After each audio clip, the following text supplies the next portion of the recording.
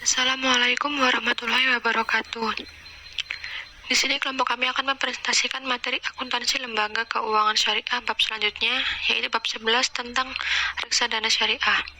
Saya adalah Putri Nata Apsari, dan rekan saya Dea Wahyu Nur Utami, dan juga Juliana Putri. Pada bab ini, kita akan menjelaskan beberapa materi pembahasan. Yang pertama, tentang pengertian reksadana. Yang kedua, mekanisme reksadana syariah. Yang ketiga, istilah dalam reksadana. Yang keempat, manfaat berinvestasi pada reksadana. Yang kelima, metode penghitungan nilai pasar wajar. Yang keenam, faktor-faktor risiko utama. Yang ketujuh, biaya yang menjadi beban pemegang unit penyertaan. Yang kedelapan, hak pemegang unit penyertaan. Dan yang terakhir, yang kesembilan, prosedur pembelian unit penyertaan. Materi pertama, pengertian reksadana. Pengertian reksadana sesuai dengan pasal 1 Undang-Undang Nomor 8 Tahun 1995 tentang pasar modal dapat diartikan sebagai suatu wadah yang digunakan untuk menghimpun dana dari masyarakat pemodal dan selanjutnya diinvestasikan dalam portofolio efek oleh manajer investasi. Yang dimaksud dengan portofolio adalah kumpulan-kumpulan surat berharga seperti saham, obligasi, surat pengakuan hutang, surat berharga komersial, tanda bukti utang yang dimiliki oleh pihak investor. Sehingga reksadana merupakan jalan keluar bagi para pemodal kecil yang ingin ikut serta dalam pasar modal dengan modal minimal yang relatif kecil dan kemampuan menanggung risiko yang sedikit. Materi selanjutnya adalah mekanisme reksadana syariah. Di sini ada 5 mekanisme. Yang pertama, investasi menurut syariah Islam. Yang kedua, pandangan syariah tentang reksadana. Yang ketiga, investasi di reksadana syariah. Yang keempat, jenis-jenis reksadana syariah. Dan yang kelima, peran manajer investasi dan dewan pengawas syariah. Yang pertama, investasi menurut syariah Islam. Syariah Islam bukan saja komprehensif tetapi juga universal. Komprehensif berarti syariah Islam ini merangkum seluruh aspek kehidupan baik ritual atau ibadah maupun sosial atau muamalah. Universal bermakna dapat diterapkan pada setiap waktu dan tempat sampai hari akhir nanti. Yang kedua, pandangan syariah tentang reksadana. Jika dilihat dari sudut pandang Islam, reksadana adalah termasuk dalam kerangka muamalah Islam. Menurut hukum Islam, pada prinsipnya sesuatu muamalah adalah diperbolehkan selama tidak bertentangan dengan syariah. Dalam suatu transaksi bisnis, yang paling penting menurut hukum Islam adalah akad, sehingga Al-Quran dengan tegas menjelaskan tata cara atau menentukan prinsip berakad. Yang ketiga, investasi di reksadana syariah. Melihat keadaan apapun yang terjadi di reksadana, ternyata mampu memberikan alternatif pilihan manfaat, yaitu manfaat peragamaan, likuiditas, kemudahan berinvestasi, keluasan investasi, dan manfaat bagi hasil. Yang keempat, jenis-jenis reksadana syariah. Mengingat perbedaan jenis akan mempengaruhi karakteristik hasil resiko suatu reksadana, maka manajer investasi yang baik harus memahami kebutuhan pemodal sebelum mendirikan reksadana. Hal yang paling penting adalah bahwa reksadana harus mampu menyajikan produk dengan berbagai jenis. Jenis-jenis reksadana syariah dapat dikembangkan menjadi reksadana pendapatan tetap tanpa unsur saham, reksadana pendapatan tetap dengan unsur saham, reksadana saham, dan reksadana campuran. Yang kelima, peran manajer investasi dan dewan pengawas syariah. Pihak terpenting dalam sistem reksadana adalah manajer investasi. Namun apabila reksadana yang dioperasionalkan adalah reksadana syariah, maka pihak pentingnya adalah manajer investasi dan dewan pengawas syariah. Materi selanjutnya adalah istilah-istilah dalam reksadana. Terdapat 23 istilah dalam reksadana, yaitu yang pertama afiliasi. Afiliasi di sini dapat diartikan sebagai A. Hubungan keluarga karena pernikahan dan keturunan sampai derajat kedua, baik secara horizontal maupun vertikal. B. Hubungan antara satu pihak dengan pegawai, direktur atau komisaris dari pihak tersebut. C. Hubungan antara dua perusahaan di mana terdapat satu atau lebih anggota direksi atau komisaris yang sama. D. Hubungan antara perusahaan dengan suatu pihak, baik langsung maupun tidak, langsung mengendalikan atau dikendalikan oleh perusahaan tersebut. E. Hubungan antara perusahaan yang dikendalikan baik langsung maupun tidak langsung oleh pihak yang sama. Atau F. Hubungan antara perusahaan dan pemegang saham utama. Istilah kedua, bank kustodian. Bank kustodian adalah bank umum yang mendapat persetujuan OJK untuk menyelenggarakan kegiatan usaha sebagai kustodian, yaitu memberikan jasa penitipan efek, termasuk jasa penitipan kolektif atas efek yang dimiliki bersama oleh lebih dari satu pihak yang kepentingannya diwakili oleh kustodian, dan harta lain yang berkaitan dengan efek serta jasa lain, termasuk menerima dividen, bunga, dan hak-hak lain, menyelesaikan transaksi efek, dan mewakili pemegang rekening dan menjadi nasabahnya. Istilah ketiga, Badan Pengawas Pasar Modal dan Lembaga Keuangan atau BAPEPAM dan LK. Adalah lembaga yang melakukan pembinaan, pengaturan, dan pengawasan sehari-hari kegiatan pasar modal sebagai mana dimaksud dalam Undang-Undang Pasar Modal. Istilah keempat, bukti kepemilikan unit penyertaan.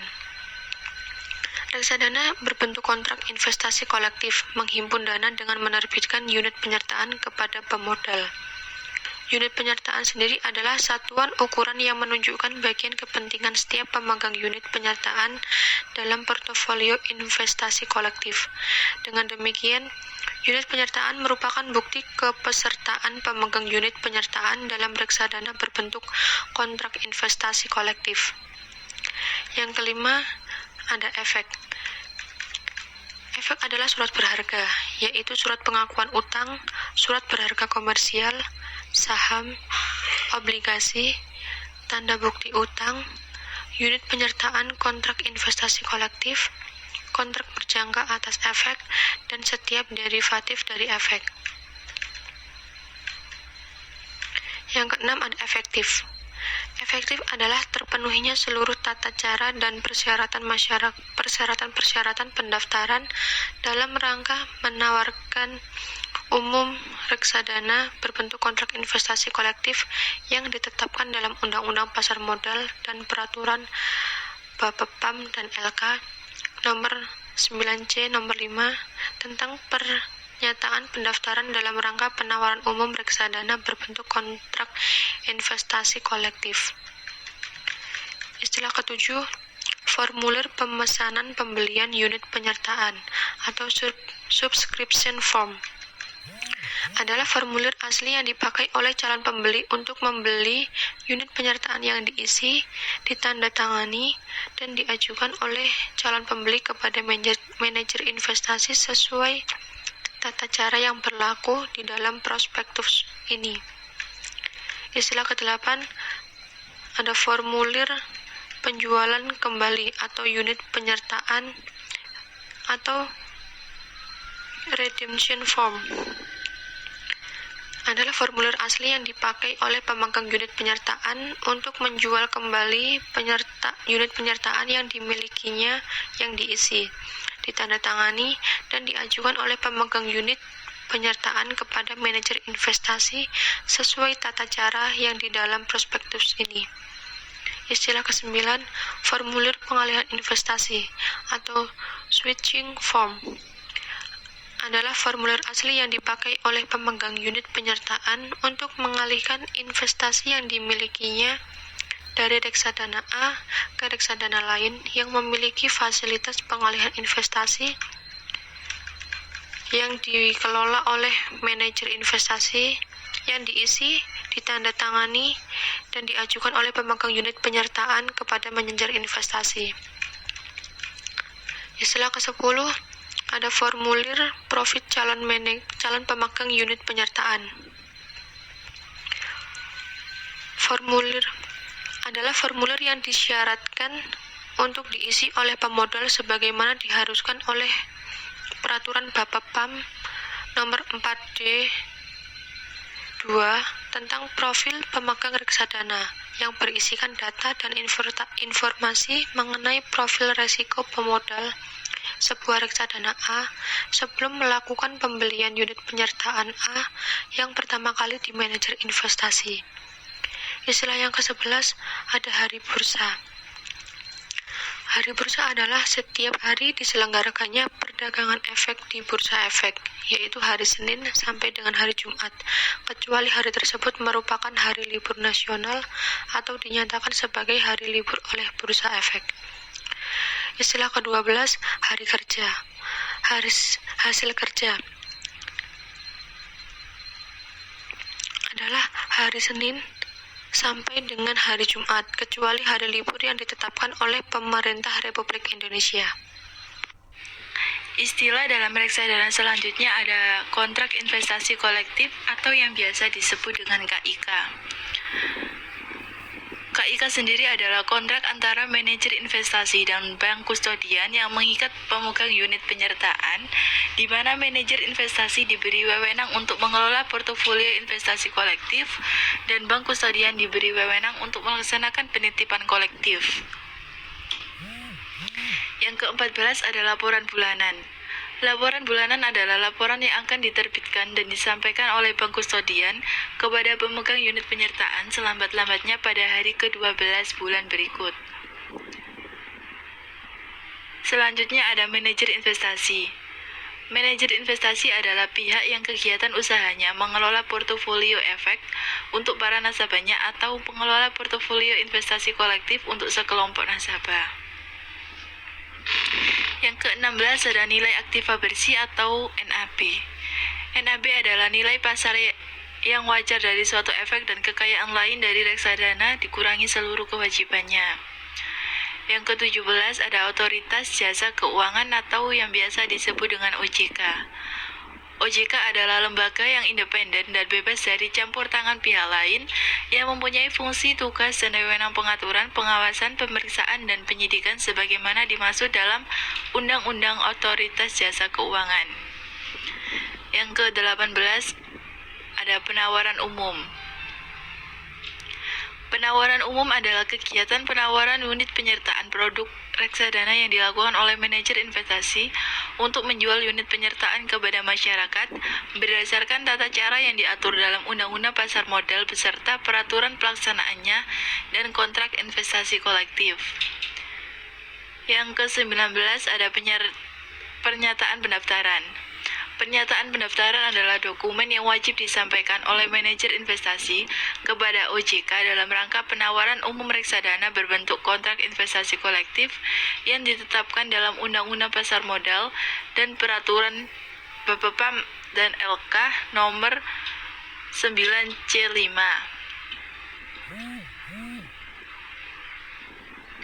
Portofolio efek. Portofolio efek adalah kumpulan efek yang merupakan kekayaan produk reksadana. Selanjutnya ada prospektus.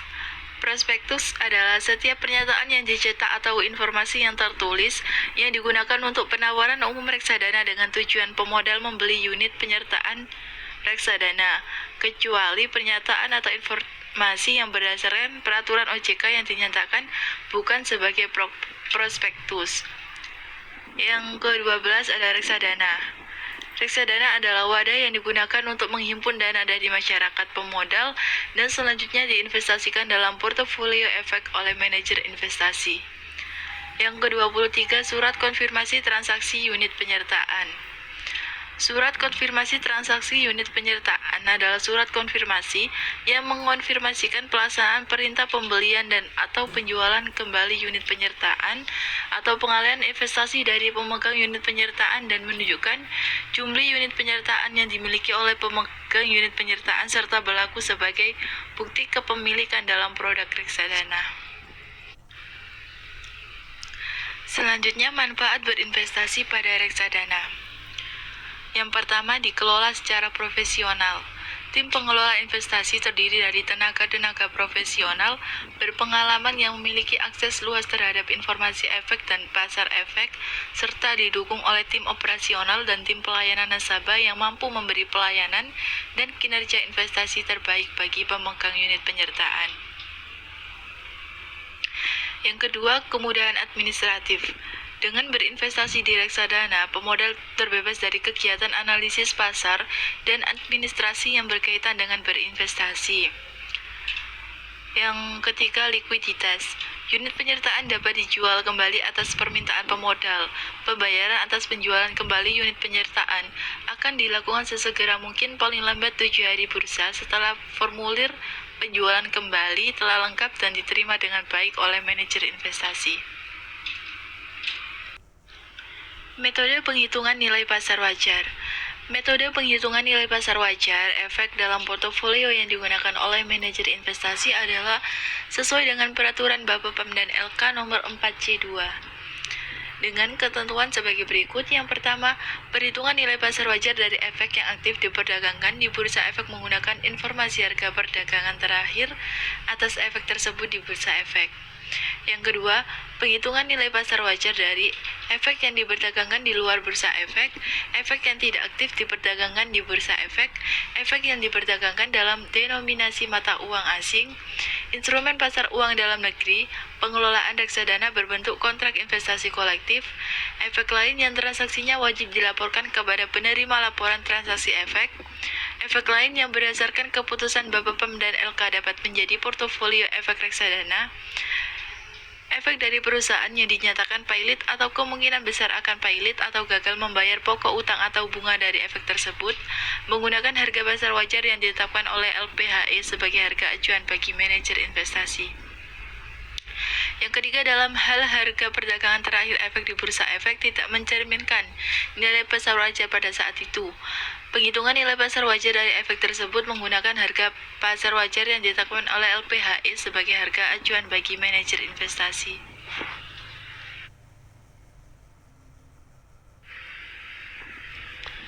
Faktor-faktor resiko utama. Seperti halnya investasi lainnya, di samping mendatangkan berbagai peluang keuntungan, reksadana pun mengandung berbagai peluang resiko. Antara lain, yang pertama, resiko berkurangnya nilai unit penyertaan.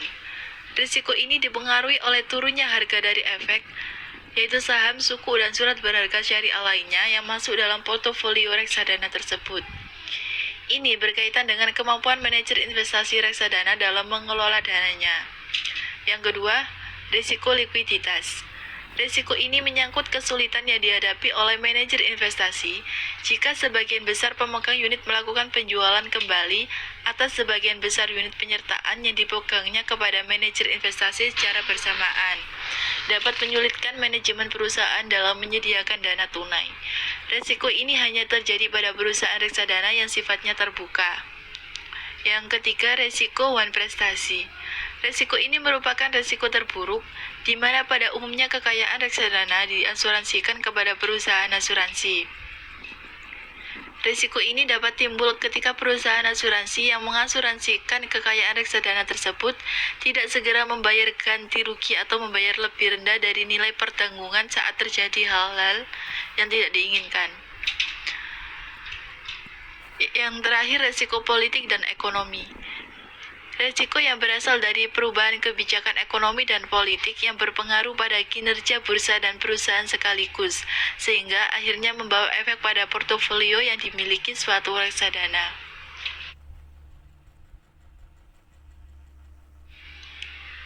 Selanjutnya ada biaya yang menjadi beban pemegang unit penyertaan.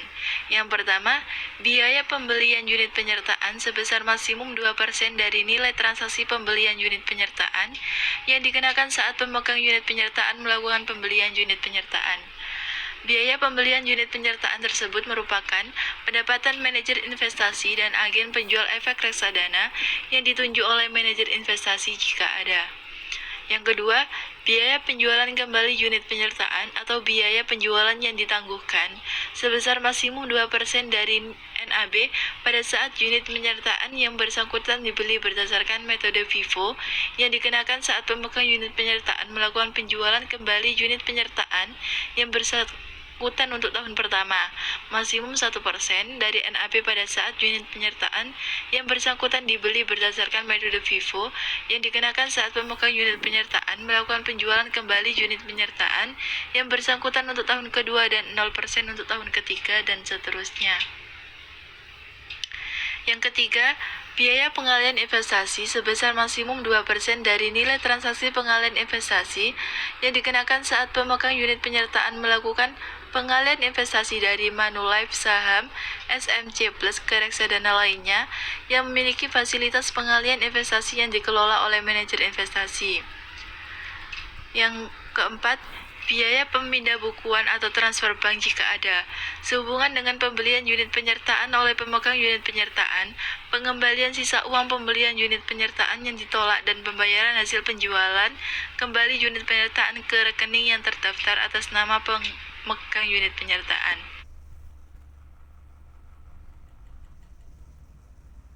Untuk materi selanjutnya ialah hak pemegang unit penyertaan.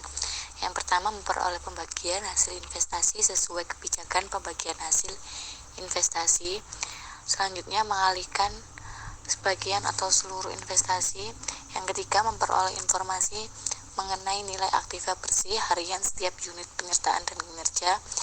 Yang keempat, memperoleh bagian atas hasil likuidasi secara proporsional dengan kepemilikan unit penyertaan dalam hal reksa dana dibubarkan dan dilikuidasi. Yang kelima, menjual kembali sebagian atau seluruh unit penyertaan. Yang keenam, memperoleh bukti kepemilikan unit penyertaan yaitu surat konfirmasi transaksi unit penyertaan dan laporan bulanan. Yang keenam, memperoleh laporan keuangan secara periodik. Dan yang terakhir, hak atas pengalian kepemilikan unit penyertaan kepada pihak yang berhak dalam hal pemegang unit penyertaan meninggal dunia sesuai peraturan perundang-undangan mengenai pewarisan yang berlaku. Untuk prosedur pembelian unit penyertaan ada dua, yaitu yang pertama, tata cara pemesanan pembelian unit penyertaan. Yang kedua, tata cara pemesanan pembelian unit penyertaan secara berkala. Di sini saya membahas tentang tata cara pemesanan pembeli unit penyertaan. Yang pertama, calon pemodal harus sudah mempelajari dan mengerti isi prospektus beserta ketentuan-ketentuan yang ada di dalamnya. Yang kedua, pemesanan dilakukan sesuai dengan ketentuan serta persyaratan yang tercantum dalam prospektus dan formulir.